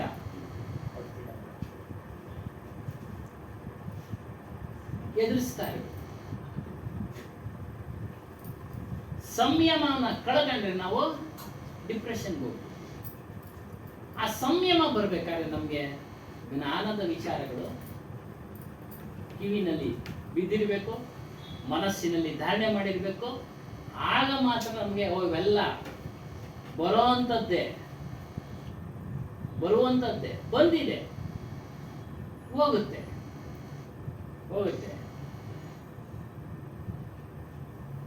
ಪ್ರಪಂಚದಲ್ಲಿರ್ತಕ್ಕಂಥ ಎಲ್ಲಾ ಪ್ರಾಣಿ ಪದಾರ್ಥಗಳು ನಾಶ ಆಗಂತದ್ದೇ. ಯಾವುದೇ ಒಂದು ಶಕ್ತಿ ಇದನ್ನ ಸ್ಥಿರವಾಗಿ ಇರೋದಕ್ಕೆ ಬಿಡೋದಿಲ್ಲ. ಒಬ್ಬ ಮನುಷ್ಯನ ಜೀವನದಲ್ಲಿ ನಾಶ ಆಗತಕ್ಕಂಥ ವಸ್ತುಗಳು ನಾಶ ಆಗ್ತವೆ, ಅಪಹರಣ ಆಗತಕ್ಕಂಥ ವಸ್ತುಗಳು ಅಪಹರಣ ಆಗ್ತವೆ, ಬಿಟ್ಟೋಗತಕ್ಕಂಥ ವಸ್ತುಗಳು ಬಿಟ್ಟೋಗ್ತವೆ. ಅದನ್ನ ತಡೆಯೋ ಶಕ್ತಿ ಯಾವ ಜಡ ವಸ್ತುಗಳಿಗೂ ಇಲ್ಲ, ಯಾವ ಜಡ ವಸ್ತುಗಳಿಗೂ ಇಲ್ಲ. ಮತ್ತೆ ಕೆಲವರು ನಿಂತು ಅದ್ರ ಮುಂದೆ ಕೇಳ್ತಾ ಇರ್ತಾರೆ ಅಂದ್ರೆ ಅವ್ರಿಗೆ ಒಂದು ಮನಸ್ಸಿನ ಸಮಾಧಾನ ಸಿಗುತ್ತೆ. ಅದನ್ನ ನಂಬಿರ್ತಾರೆ, ಸಮಾಧಾನ ಸಿಗುತ್ತೆ.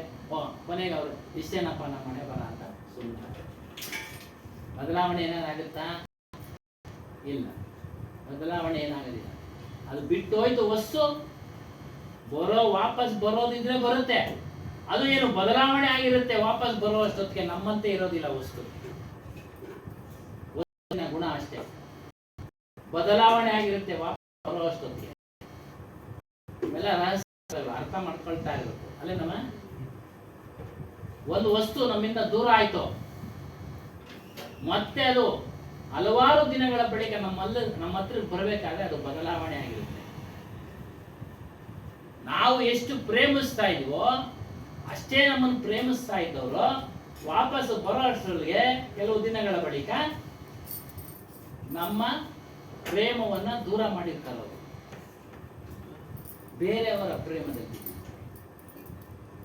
ಅದನ್ನೇ ಬಿಗಡ್ನ, ನಾಶ, ಈ ರೀತಿ ಬದಲಾವಣೆ. ಅದನ್ನ ಯಾವುದೇ ಜಡ ಶಕ್ತಿಗಳು ಏನು ಮಾಡಕ್ಕೆ ಸಾಧ್ಯ? ಅದನ್ನು ಸಮಾಜದಲ್ಲಿ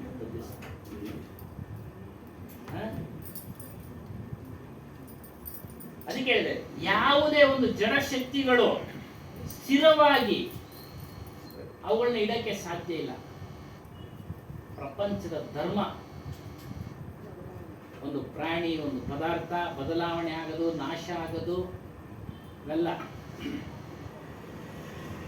ಅದಕ್ಕೆ ಹೇಳ್ತಾರೆ ಮನುಷ್ಯನೇ ಅಪನೇ ಸ್ವತಃ ಸಬಲ್, ಬಲವುಳ್ಳವನು. ಯಾವುದದು? ನಮ್ಮೆಲ್ಲರ ಸ್ವರೂಪ. ಅದರ ಆಧಾರವನ್ನು ನಾವು ತೆಗೆದುಕೊಂಡಾಗ ಇದ್ರದ್ದೆಲ್ಲ ಮರ್ಮ ಅರಿವಾಗ್ಬಿಡುತ್ತೆ ನಮಗೆ. ಆವಾಗ ನಾವು ದುಃಖ ಪಡೋ ಅವಶ್ಯಕತೆನೇ ಇಲ್ಲ. ಋಣಾನುಬಂಧ ರೂಪೇಣ ಪಶು ಪತ್ನಿ ಸುತಾಲಯ. ವಿಚಾರ ತಿಳಿದಿರ್ತಾನೆ, ಓ ಇದು ನಮ್ಮ ಋಣ ಇಷ್ಟು ದಿನ ಇತ್ತು ನಮ್ಮ ಹತ್ರ, ಅಷ್ಟೇ ಬಿಟ್ಟೋಯ್ತು. ಹೋಗಿ ಪಕ್ಕದ ಮನೇಲಿ ಒಂದು ನಾಯಿ ಸಾಕಿದ್ರು, ಆಶ್ರಮಕ್ಕೆ ಏನ್ ಮನಸ್ಸಿಗೆ ಅದಕ್ಕೆ ನೋಡಿ, ಅದಕ್ಕೂ ಮನಸ್ಸಿದೆ, ಬೇಸರ ಆಗೋಯ್ತು ಮನೆ ಮೇಲೆ, ಹೋಗಿದ್ದು ಇನ್ನೂ ವಾಪಸ್ ಬರಲ್ಲ, ಬೇರೆ ತಂದು ಮಡಿಕೊಂಡು ಅದಕ್ಕೆ ಬೇಸರ ಆಗೋಯ್ತು ಆ ಮನೆ. ಸ್ವಾಮಿ ಎಷ್ಟು ಪ್ರೀತಿಯಿಂದ ಅದನ್ನ ಸಾಕಿದ್ರು, ಒಂದ್ಸಲಿ ಕಟ್ಟು ಬಿಚ್ಚಿದ್ರು, ಆಚೆ ಹೋಗಿದ್ ಮತ್ತೆ ಬರ್ಲಿಲ್ಲ, ಬೇರೆ ತಂದ್ರು ನೋಡಿ. ಅದೇ ಬಿಚ್ಚುಡ್ನ ಬಿಗಡ್ನ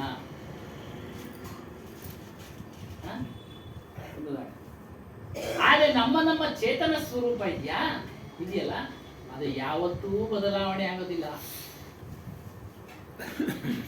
ನಮ್ಮನ್ನು ಬಿಟ್ಟು ಹೋಗೋದಿಲ್ಲ, ಮತ್ತು ಬೇರೆಯವರು ನಮ್ಮ ಚೈತನ್ಯ ಶಕ್ತಿಯನ್ನು ಕಸಿದುಕೊಳ್ಳಲು ಆಗೋದಿಲ್ಲ. ಅಷ್ಟು ಬಲವುಳ್ಳದು.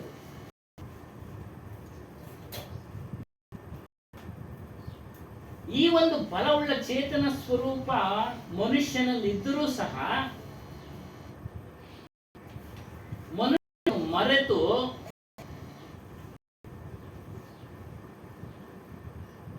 ನಮ್ಮ ಇಷ್ಟಾರ್ಥಗಳನ್ನ ಪೂರೈಸುವಂತೇಳಿ ಜಡಶಕ್ತಿಗಳ ಮೇಲೆ ಅವಲಂಬಿತನಾಗಿದ್ದಾನೆ.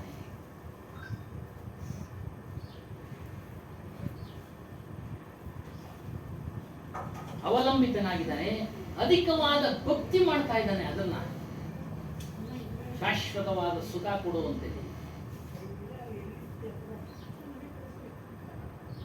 ಇಲ್ಲ ಸಲ್ಲದ ಕಲ್ಪನೆಗಳನ್ನ ಮನಸ್ಸಿನಲ್ಲಿ ಧಾರಣೆ ಮಾಡಿಕೊಂಡು ಅವುಗಳನ್ನ ಈಡೇರಿಸುವಂತ ಅವುಗಳನ್ನ ಕೇಳ್ಕೊಳ್ತಾ ಇದ್ದಾನೆ, ಈಡೇರಿಸುವಂತ ಅವುಗಳನ್ನ ಕೇಳ್ಕೊಳ್ತಾ ಇದ್ದಾನೆ. ಆದರೆ ಕರ್ಮಾನುಸಾರ ಈಡೇರ್ತಾ ಇದೆ ಅನ್ನೋದು ಅವನಿಗೆ ಗೊತ್ತಿಲ್ಲ. ನನ್ನ ಪ್ರಾರಬ್ಧ ಕರ್ಮಾನುಸಾರ ಈಡೇರ್ತಾ ಇದೆ, ಕೆಲವೊಂದು ಕೆಲಸ ಕಾರ್ಯಗಳು, ಕೆಲವೊಂದು ಆಗ್ತಾ ಇಲ್ಲ. ಆಗದೆ ಇರತಕ್ಕಂಥದ್ದನ್ನ ಪುರುಷ ಪ್ರಯತ್ನದಿಂದ ಪಡಿಬಹುದು ಸಹ ಅವನು ಅನ್ನೋದು ಅವನಿಗೆ ತಿಳುವಳಿಕೆ ಇಲ್ಲ.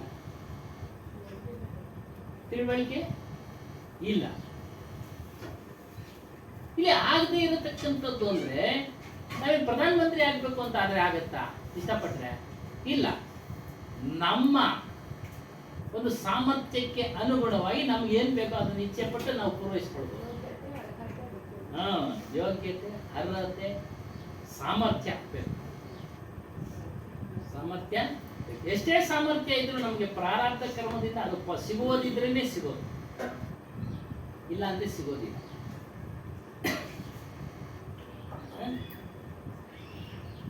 ಈ ವಿಚಾರಗಳೆಲ್ಲ ಎಲ್ಲಿ ಗೊತ್ತಾಗ್ತದೆ ಅಂದ್ರೆ ಸತ್ಸಂಗದಲ್ಲಿ ಮಾತ್ರ ಗೊತ್ತಾಗ್ತದೆ.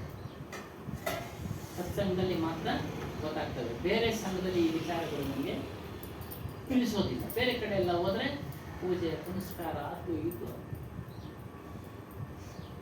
ಅದನ್ನು ಮಾಡಿದ್ರು ಸಹ ಅದನ್ನ ಫಲ ಊಟ ಮಾಡೋದಕ್ಕೆ ನಾವು ಮತ್ತೆ ದೇಹ ಧಾರಣೆ ಮಾಡಲೇಬೇಕು. ದೇಹ ಧಾರಣೆ ಮಾಡಲೇಬೇಕು.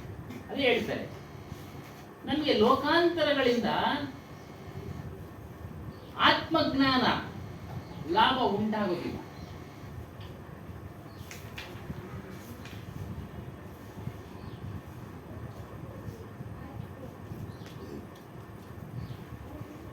ಯಜ್ಞಾದಿ ಕರ್ಮಗಳಿಂದ ಪರಲೋಕಗಳು ದೊರಕುತ್ತವೆ. ಪರಲೋಕನೂ ಸಹ ಭೋಗ ಭೂಮಿಗಳು, ಭೋಗ ಸ್ವರ್ಗ.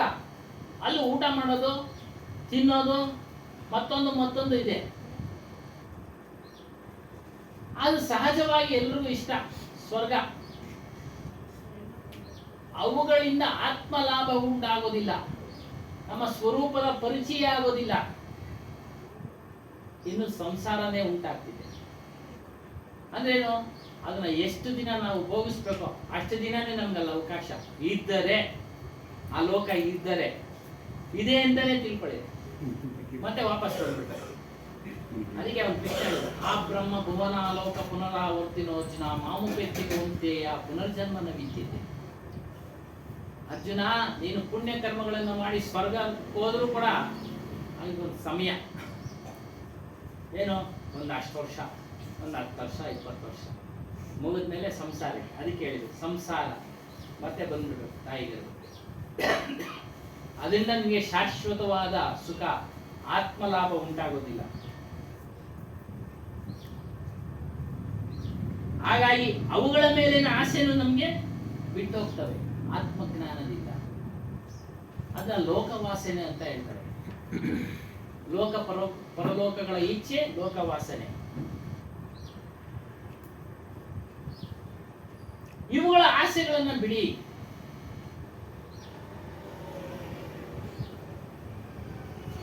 ಶಾಶ್ವತವಾದ ಸುಖವನ್ನ ಪಡೆಯತಕ್ಕಂತ ಮಾರ್ಗದಲ್ಲಿ ನಡೆಯಿರಿ. ಮತ್ತೆ ಹುಟ್ಟಬಾರದು ನೀವು. ಶಾಶ್ವತವಾದ ಸುಖ ಅಂದ್ರೆ ಹುಟ್ಟಿದ್ರೆ ದುಃಖ, ಹುಟ್ಟಿದ್ರೆ ದುಃಖ. ದೇಹ ಬಂದ ಮೇಲೆ ದುಃಖವೇ. ಪ್ರಧಾನಮಂತ್ರಿ ಆಗಿರ್ಲಿ, ರಾಷ್ಟ್ರಪತಿ ಆಗಿರ್ಲಿ, ಯಾರಾದ್ರೂ ಆಗಿರ್ಲಿ, ಮನೆ ತುಂಬಾ ದುಡ್ಡು ಇಟ್ಕೊಂಡಿದ್ರು ಅಷ್ಟೇ, ದೇಹ ದುಃಖ ಕೊಟ್ಟೆ ಕೊಡುತ್ತೆ. ದೇಹ ದುಃಖ ಕೊಟ್ಟೆ ಕೊಡುತ್ತೆ.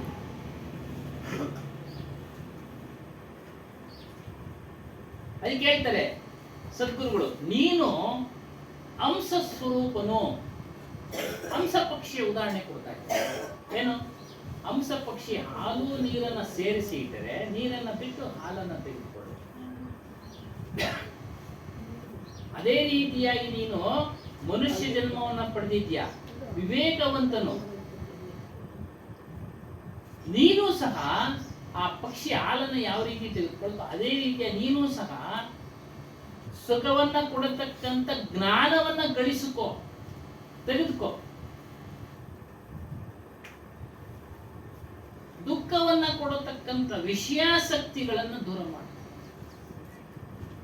ವಿಷಯಾಸಕ್ತಿಗಳು ನಿನ್ನನ್ನು ಬಲಹೀನನನ್ನಾಗಿ ಮಾಡ್ತವೆ, ನಿನಗೆ ದುಃಖವನ್ನ ಕೊಡ್ತವೆ.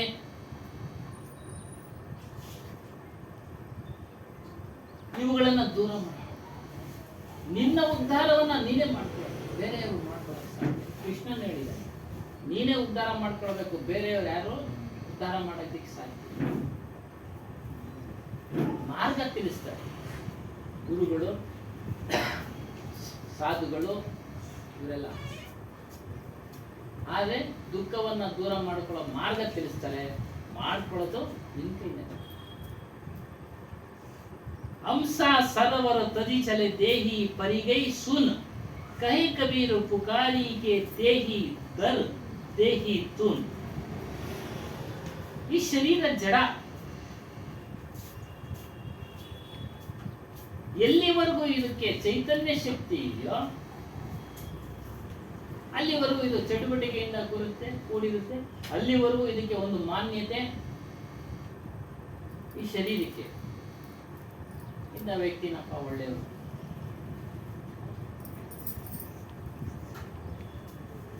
ಯಾವಾಗ ಅದು ಹೊರಟೋಯ್ತೋ ಆ ಶಕ್ತಿ, ಚೇತನ ಶಕ್ತಿ, ಮಾನ್ಯತೆ ಕೊಡ್ತಾರೆ ಅಷ್ಟೇ. ತದನಂತರ ಇದು ಶರೀರವನ್ನ ತೆಗೆದುಕೊಂಡೋಗಿ ಬೆಂಕಿಗೋ ಮಣ್ಣಗೋ ಹಾಕ್ಬಿಡ್ತಾರೆ. ಅವನು ಒಳ್ಳೆಯ ವ್ಯಕ್ತಿ ಇದ್ನಪ್ಪ ಅಂತೇಳಿ ಇಟ್ಕೊಂಡಿರ್ತಾರ ಮನೆಯಲ್ಲಿ. ಅದಕ್ಕೊಂದು ಸಮಯ, ಒಂದು ಗೌರವ ಕೊಡ್ತಾರೆ, ಒಂದು ಸೀಮಿತ ಅವಧಿಯವರೆಗೂ. ತದನಂತರ ಅದನ್ನ ಬೆಂಕಿನೋ ಮಣ್ಣು ಹಾಕ್ಬಿಡ್ತಾರೆ.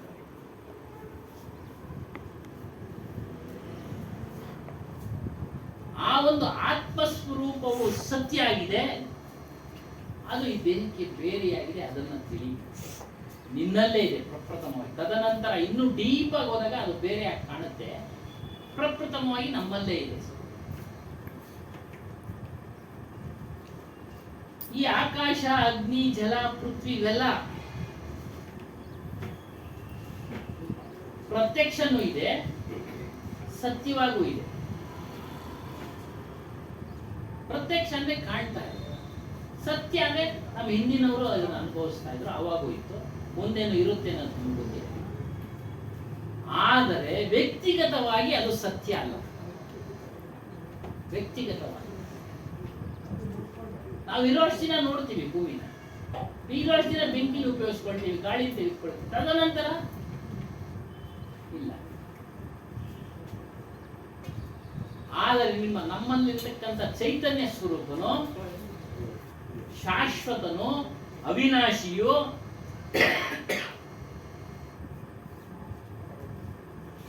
ಅಮರನು, ಸಾವಿಲ್ಲ ಅವನಿಗೆ.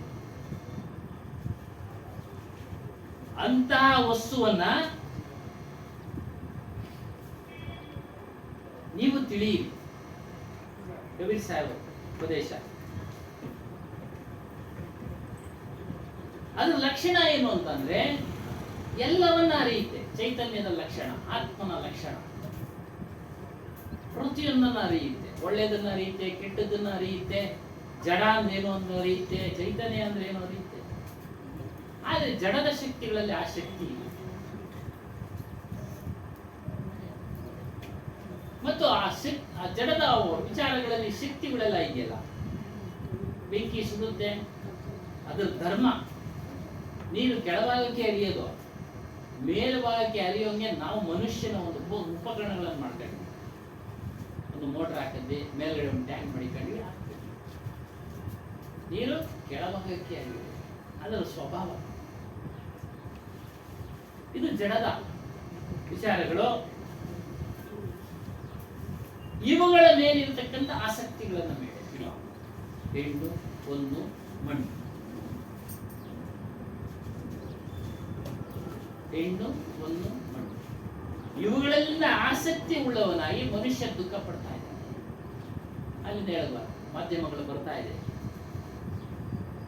ಯಾವಾಗ ನಿನ್ನ ಮನಸ್ಸು ಆಸಕ್ತಿಗಳನ್ನ ಕಡಿಮೆ ಮಾಡ್ಕೊಳ್ತಾ ಆತ್ಮಜ್ಞಾನದಲ್ಲಿ ನಿರತನಾಗ್ಬಿಡ್ತೋ, ಆಗ ನೀನು ಅನಾದಿ ಕಾಲದ ಉಂಟಾಗತಕ್ಕಂಥ ಹುಟ್ಟು ಮತ್ತು ಸಾವಳ ಬಂಧನದಿಂದ ಬಿಡುಗಡೆ ಆಗ್ತೀಯ.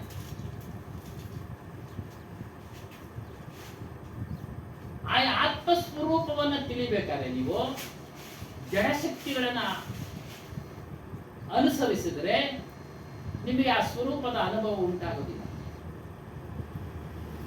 ಗುರುಗಳು ತಿಳಿಸತಕ್ಕಂಥ ಮಾರ್ಗವನ್ನ ನೀವು ಅನುಸರಣೆ ಮಾಡಿ ಪಾಲನೆ ಮಾಡಬೇಕು. ಆಗ ಮಾತ್ರ ಅದರ ಅರಿವಾಗುತ್ತೆ. ವೈರಾಗ್ಯ, ವಿಷಯಾಸಕ್ತಿಗಳನ್ನು ದೂರ ಮಾಡೋದು, ವಾಸನೆಗಳನ್ನು ದೂರ ಮಾಡೋದು, ರಾಗದ್ವೇಷಾದಿಗಳನ್ನು ದೂರ ಮಾಡೋದು. ಆಗ ನೀವು ಸಬಲರಾಗ್ತೀರಾ. ಅದರಿಂದ ಅವಿನಾಶಿ ಜೀವ ಸ್ವರೂಪನಾದ ಆ ಒಂದು ಆತ್ಮ ಸ್ವರೂಪವನ್ನ ನೀವು ತಿಳಿಯಿರಿ. ಆದರೆ ಮನುಷ್ಯರೆಲ್ಲ ಏನ್ ಮಾಡ್ತಾ ಇದ್ದಾರೆ, ಅದನ್ನ ಬಿಟ್ಟು ಬೇರೆ ಇನ್ನೆಲ್ಲವನ್ನು ಮಾಡ್ತಾ ಇದ್ದಾರೆ. ದುಃಖದಲ್ಲಿ ಮುಳುಗ್ತಾ ಇದ್ದಾರೆ, ಹುಡ್ತಾ ಇದ್ದಾರೆ, ಸಾಯ್ತಾ ಇದ್ದಾರೆ. ಈ ಹುಟ್ಟು ಸಾವುಗಳ ದುಃಖ ದೂರ ಆಗ್ಬೇಕಾದ್ರೆ ಶಾಶ್ವತವಾದ ಅವಿನಾಶಿ ಸ್ವರೂಪನಾದ ನಮ್ಮ ಸ್ವರೂಪವನ್ನ ತಿಳಿಬೇಕು ಅನ್ನೋ ಒಂದು, ಗುರುಗಳ ಮೂಲಕ ತಿಳಿಬೇಕು ಅನ್ನೋದು ಈ ಒಂದು ಅಧ್ಯಾಯದಲ್ಲಿ ತಿಳಿಸಿದರೆ, ಅದಂತೆ ನಾವು ಸಹ ನಮ್ಮ ಸ್ವರೂಪದ ವಿಚಾರವನ್ನ ಗುರುಗಳ ಮೂಲಕ ತಿಳಿದು ಅದರಲ್ಲಿ ನಿಲ್ಲೋಣ. ಅಪಾರವಾದ ಹುಟ್ಟು ಸಾವು ಬಂಧನದಿಂದ ಬಿಡುಗಡೆ ಆಗೋಣ ಅಂತ ಈ ಸತ್ಸಂಗ ಕಾರ್ಯಕ್ರಮ ಮುಕ್ತಾಯ ಮಾಡಿ. ಶ್ರೀ ಸತ್ಯನಾಮಾದಿ ಕವಿ ಸಾಹೇಬ್ ಜೈ.